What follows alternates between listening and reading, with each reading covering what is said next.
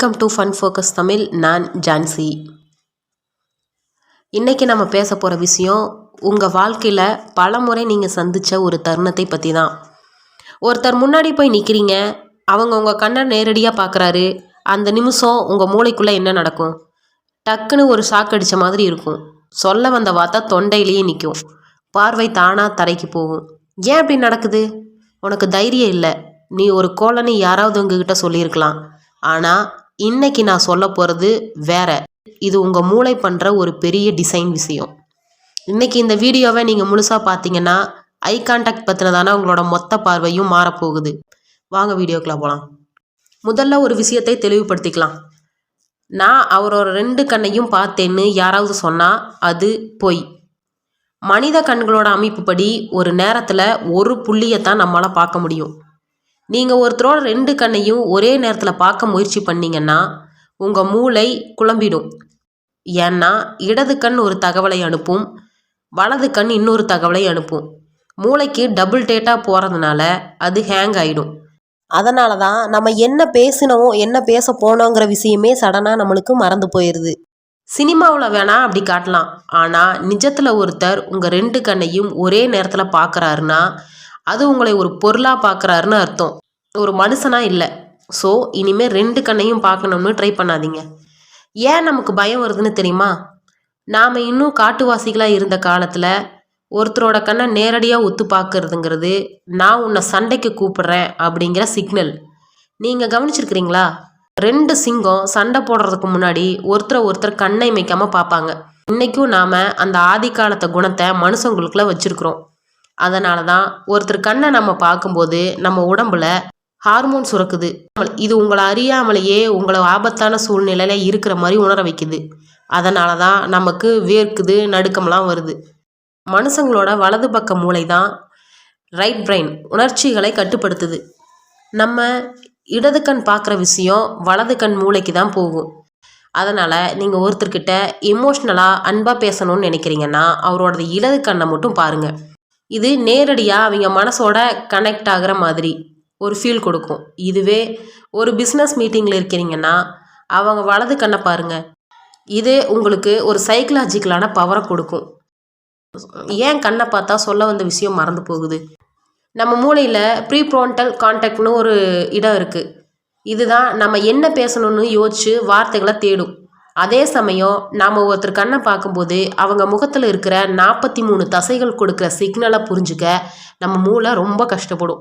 சிம்பிளாக சொல்லணுன்னா உங்கள் ஃபோனில் ஒரே நேரத்தில் 2 ஹெவி கேம் விளையாடுறதுக்கு அர்த்தம் அது. ஃபோன் சூடாகி ஹேங் ஆகிடும்ல, அதே தான் இங்கேயும் நடக்குது. ஒருத்தர் கண்ணை பார்க்குறதுங்கிறது மூளைக்கு ஒரு பெரிய வேலை.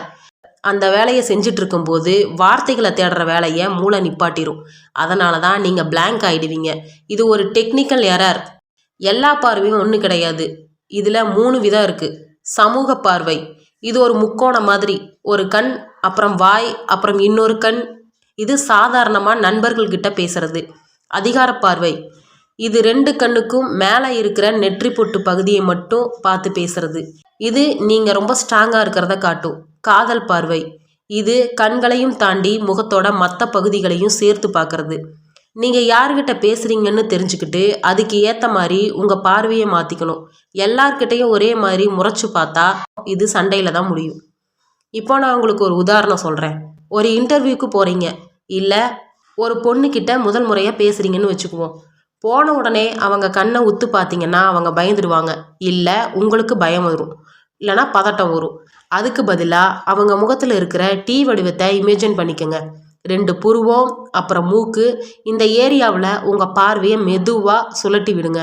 10 செகண்ட் கண்ணை பார்த்தா அடுத்த 5 செகண்ட் அவங்க மூக்கை பாருங்கள். அப்புறம் லேசாக ஒரு சிரிப்பு. இப்படி பண்ணும்போது நீங்கள் ரொம்ப நேச்சுரலான ஒரு ஆளாக தெரிவிங்க. அதெல்லாம் கேட்க நல்லா தான் இருக்கும். ஆனால் எப்படி பழகணும்னு கேட்குறீங்கன்னா, கண்ணாடி முன்னாடி நின்று பேசாதீங்க. எல்லாரும் கண்ணாடி முன்னாடி நின்று பேச சொல்லுவாங்க, ஆனால் அது வேஸ்ட். ஏன்னா கண்ணாடியில் நீங்கள் உங்களை பார்க்குறீங்க. உங்களையே நீங்கள் பார்க்கும்போது அங்கே பயம் இருக்காது.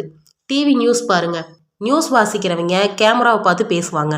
அவங்க பேசும்போது நீங்கள் அவங்க கண்ணை பார்த்து பதில் பேசுங்க. இது ஒரு நல்ல ப்ராக்டிஸ். தெருவில் போகிற ஒரு பெரியவர்கிட்ட டைம் என்னன்னு கேளுங்க. அந்த 5 செகண்ட் அவங்க கண்ணை பார்த்து பேச ட்ரை பண்ணுங்கள். தெரியாத நபருங்கிறதுனால உங்களுக்கு பதட்டம் வரும். அதை சரி பண்ண தான் இந்த வழி. நம்ம மூளையில் சில செல்கள் இருக்குது. நீங்கள் பதட்டமாக அவங்கள பார்த்தா அவங்களுக்கும் பதட்டம் தொத்திக்கும்.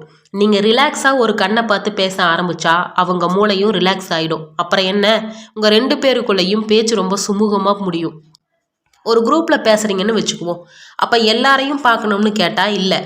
அந்த குரூப்பில் யார் ரொம்ப ஆர்வமாக நீங்கள் பேசுகிறத கேட்குறாங்களோ அவங்க கண்ணை மட்டும் அடிக்கடி பாருங்கள். அது உங்களுக்கு ஒரு பாசிட்டிவ் எனர்ஜியை கொடுக்கும். அந்த எனர்ஜியை வச்சுக்கிட்டே மற்றவங்களையும் அவங்க பார்வையில் கொண்டு வரலாம். ஐ கான்டாக்ட் அப்படிங்கிறது வெறும் பார்வை மட்டும் கிடையாது. அது உங்களுக்குள்ளும் மற்றவங்களுக்குள்ளும் இருக்கிற ஒரு பாலம். நீங்கள் ஒருத்தர் கண்ணை பார்த்து பேசும்போது நான் உன்னை கண்டு பயப்படலை, அதே சமயம் உன்னை நான் மதிக்கிறேன்னு ஒரு மெசேஜை சொல்கிறீங்க. இனிமே யார்ட்டையாவது பேசும்போது உங்களுக்கு வார்த்தை மறந்து போச்சுன்னா உடனே பார்வையை திருப்பிக்கோங்க. அது தப்பே இல்லை. ஒரு செகண்ட் தள்ளி பார்த்துட்டு மறுபடியும் அவங்க கண்ணை பாருங்க. இது உங்களை ஒரு டீப் திங்கராக காட்டும். இந்த ரகசியங்கள் எல்லாம் உங்களுக்கு புதுசாக இருந்தால் இதை நீங்கள் முயற்சி பண்ணி பார்த்துட்டு எனக்கு சொல்லுங்கள். நம்ம சேனலில் இன்னும் இந்த மாதிரி நிறையா சைக்காலஜி விஷயங்கள்லாம் பேச போகிறோம்.